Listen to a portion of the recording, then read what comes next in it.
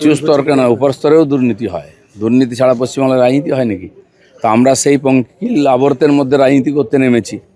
তো কিছু তো ছোঁয়া লাগবে। ওদিকের লোকেরা কেউ ঢোকার চেষ্টা করছে, এত টাকা কামিয়েছে, কিছু না কিছু তো সেই টাকা ইনভেস্ট করে করার চেষ্টা চলছে।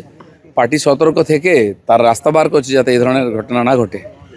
পার্টির প্রেসিডেন্ট পার্টিকে ঠিক রাখার জন্য যা দরকার করছেন, ব্যাপারটা আমার জানা নেই, কারণ আমি সংগঠন দেখি না, আমি সরকার দেখি এখন।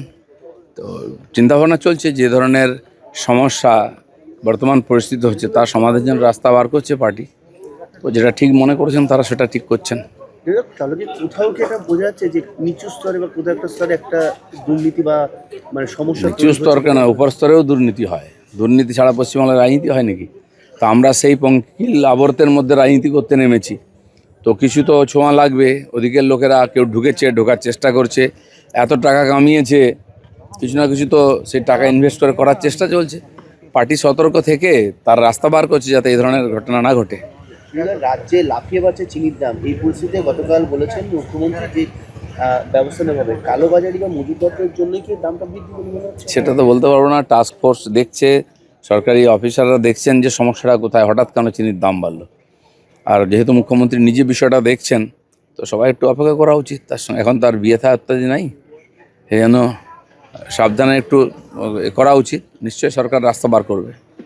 পরপর দুদিন ক্ষোভের মুখে আরাবুল ইসলাম নিস্তারিত বা ঋতব্রতের সঙ্গে দেখা করলেন তিনি বিধানসভায়। দেখুন, আরাবুল ইসলাম নিজে একটা সমস্যা, টিএমসির মধ্যেই সমস্যা। টিএমসি থেকে আইএসএফে গেল, ওখানে ঝগড়া লেগে গেল, ওখানে আবার টিএমসিতে আসছে। তো এই ধরনের লোকেরা রাজনীতির বাইরে থাকলেই ভালো, কিন্তু কোনো না কোনোভাবে তারা জায়গা পেয়ে যায়। তখন পার্থবাবুর ডান হাত ছিল, এখন একটা হাত খুঁজছে যেটা ধরে রাজনীতি করবে।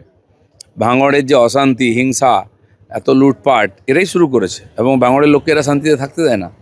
আমার মনে হয় এই লোকগুলোকে রীতিমতো রাজনীতি থেকে আলাদা করতে হবে। কালীঘাট শিবিরে ফিরলেন কাসেম সিদ্দিকী, গোপন ব্যালটে ভোট করানোর দাবি কুণাল ঘোষের।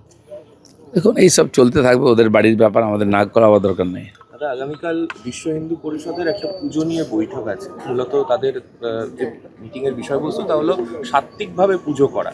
আমাদের কলকাতার পুজো এত আড়ম্বর, এত টাকা শেষ কয়েক বছরে, সেখানে কি ওই সাত্ত্বিক পুজোটা? না, আড়ম্বর হতে আপত্তি নেই।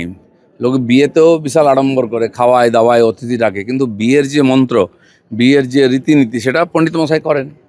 বিয়ে পবিত্র একটা অনুষ্ঠান, তার সঙ্গে খাওয়া দাওয়া, আড়ম্বর, টাকা হল লোকে করে। কিন্তু আমাদের আজকে বিয়ের পুজোটাই হারিয়ে যাচ্ছে। কমিউনিস্টরা এটাকে দুর্গা পূজা থেকে দুর্গোৎসব করেছিল, শারদীয়া উৎসব করেছিল, দুর্গার নামটাই তুলে দিয়েছিল। আমরা চাই যারা পুজো করছেন তারা দুর্গা পূজা হিসাবে করুন, নাহলে অনেক ইভেন্ট করার আছে, সারা বছর প্রোগ্রাম চলছে, ইভেন্ট করুন না, কে না বলেছে। পুজোর পরিবেশ, শ্রদ্ধা ভক্তির সঙ্গে পুজো, এটা হওয়া উচিত। আর সেটা সবাইকে আপিল করা উচিত, এবং রীতিমতো পুরোহিতদের প্রশিক্ষণ হয় যাতে বিধিবিধান অনুযায়ী পুজো হয়। তো মূল সংস্কৃতি যদি হারিয়ে যায়, খালি আড়ম্বর নিয়ে কী হবে? দাদা কি কারা ছিল? আমি বললাম তো, কমিউনিস্টরা এটাকে বিপদগামী করেছে। তারা পুজো মানে না, হচ্ছে পুজোর কমিটির সেক্রেটারি হবে। আর পুজোর থিমের নামে আজকে পুজোটাই হারিয়ে গেছে। তো সেই পুজোতে ফিরতে হবে, নাহলে দুর্গাপুজোই হারিয়ে যাবে। দাদা, চৌকামের পর দেখা গিয়েছে কংগ্রেসে একের পর এক দলবদল বন্ধু ঢুকেই চলেছে। শামশেরগঞ্জে একজন নেতাকে ঢোকানো হয়েছে, সে দাঙ্গার ওখানে সঙ্গে জড়িয়ে ছিল। কংগ্রেসের লোকের দরকার আছে, তারা নিয়ে নিচ্ছে, আমাদের দরকার নেই, আমরা নিচ্ছি না। কংগ্রেস থেকে এসেছিল টিএমসি পার্টিটা, আবার কংগ্রেসের মধ্যে বিলীন হয়ে যায়, এটা কংগ্রেসের ইতিহাস আছে সারা ভারতবর্ষে। আপনি দেখুন, প্রথম থেকে এইভাবে হয়েছে, নিজেদের মধ্যে সুবিধা অসুবিধা ঝগড়া করে আলাদা হবে, আবার কিছুদিন পরে এক হয়ে যাবে। কংগ্রেসের কালচার হচ্ছে তারা 2 বছর আলাদা থাকতে পারে না, আবার 1 বছর এক জায়গায় থাকতে পারে না, এইভাবে কংগ্রেস এগোচ্ছে। সেই দলটাকে প্রক্রিয়াটাকে বলে যে স্থগিত রাখতে, যাতে মানে কোথাও কি বিভাগে ওটা বুঝুক, ওদের আবার স্থগিত কি, ওদের আবার পার্টি, ওদের ডিসিপ্লিন, ওদের সংবিধান কিছু আছে নাকি? এখানে তো আরও দুরবস্থা। দাদা, অভিনেতা সোহম চক্রবর্তী এবং তৃণমূল নেতা, তার বিরুদ্ধে বেহালা থানায় অভিযোগ দায়ের হয়েছে। তার কারণ তার কাঠমিস্ত্রিকে মারধর করেছে, টাকা চেয়েছে বলে। এর আগেও তো কমপ্লেন হয়েছিল ওনার নাম এই ধরনের ব্যাপারের জন্য। তো একজন সেলিব্রিটি উনিও একদিকে, তারপরে জনপ্রতিনিধি, এ ধরনের কমপ্লেন না আসে সেভাবে সতর্ক থাকা উচিত। সমাজ আপনাদেরকে দেখে, বিশ্বাস করে, আস্থা রাখে, সে অনুযায়ী ব্যবহার। কোনো মিস্ত্রি যদি কিছু করে, তার বিরুদ্ধে অন্য ব্যবস্থা নিতে হবে, নিজেকে এইভাবে না করেই ভালো। টাকা দেওয়া হয়েছিল, তারপরে কাজ শেষ হয়ে গেলে বাকি টাকা দেওয়ার কথা, সেই টাকা হ্যাঁ, টাকা চাইতে গেলে মারবে। তো এই ধরনের লোকজন কেন সমাজে? তারা আবার জনপ্রতিনিধি হবে, চিন্তার বিষয় আছে। দাদা, নাগরিকত্বের সার্টিফিকেট এবার থেকে জেলা শাসকরা দিতে পারবেন। স্বরাষ্ট্র মন্ত্রকের নির্দেশিকা, তাতে রাজ্যকেই ক্ষমতা দেওয়া হয়েছে। আগের দিন সেই ছবি মুখ্যমন্ত্রী দেখিয়েছেন। এখানে এই মানে নাগরিকত্বর ব্যাপার নিয়ে পশ্চিমবাংলায় অনেক ব্যাপার ছিল, প্রপারলি কিছু হতো না, কারণ যাতে বিদেশিরা ঢুকে এখানে ভোটারের সুবিধা নেই।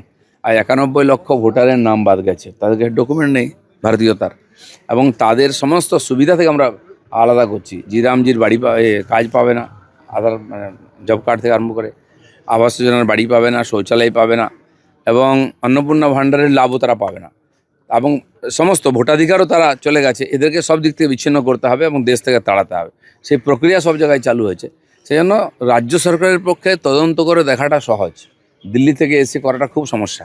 তো সেই জন্য রাজ্যকে দায়িত্ব আছে, রাজ্য সেটা ঠিকঠাকভাবে যেন করে, সেটাও তাদেরকে সতর্ক থাকতে হবে। দাদা, সোমবার থেকে গুন্ডা দমন আইনের একটি অংশ কার্যকর করা হয়েছে পশ্চিমবঙ্গে। সরকারি সম্পদ নষ্ট করলেই কাউকে রিয়াদ করা হবে না, একদম নির্দিষ্ট করে বলে দেওয়া হয়েছে। বিশ্বের সব সভ্য দেশে এটা আছে, রাষ্ট্রীয় সম্পত্তি নষ্ট করা এটা অপরাধ মনে করা হয়। পশ্চিমবাংলায় এটাকে প্রগতিশীল, এটাকে আন্দোলন বলা হতো, সেটা চলবে না। বিভিন্ন জায়গায় তাদের কাছ থেকে তার ক্ষতিপূরণ আদায় করা হয়েছে, কোর্ট থেকেও করা হয়েছে। উত্তরপ্রদেশের দিকে দেখেছেন তো, সমস্ত আদায় করছে। এখানেও তার ব্যতিক্রম হবে না। রাষ্ট্রীয় সম্পত্তি নষ্ট করা, রাষ্ট্রীয় পতাকা থেকে আরম্ভ করে কোর্ট সংবিধানকে অপমান করা, এটা রীতিমতো অপরাধ। দাদা, ট্রাইব্যুনালে যারা বিচারে দিন তারা এখনো সরকারি সুবিধা থেকে বঞ্চিত হচ্ছে এবং বলেছেন যে ট্রাইব্যুনালের বিচার প্রক্রিয়া অত্যন্ত শ্লথ। এই সমাধানটা কবে হয়? বিভিন্ন বিষয়ে সরকার এবং এই প্রশাসন ব্যস্ত হয়ে গেছে। আমার মনে হয় এটা খুব তাড়াতাড়ি হয়ে যাবে, হওয়া উচিত।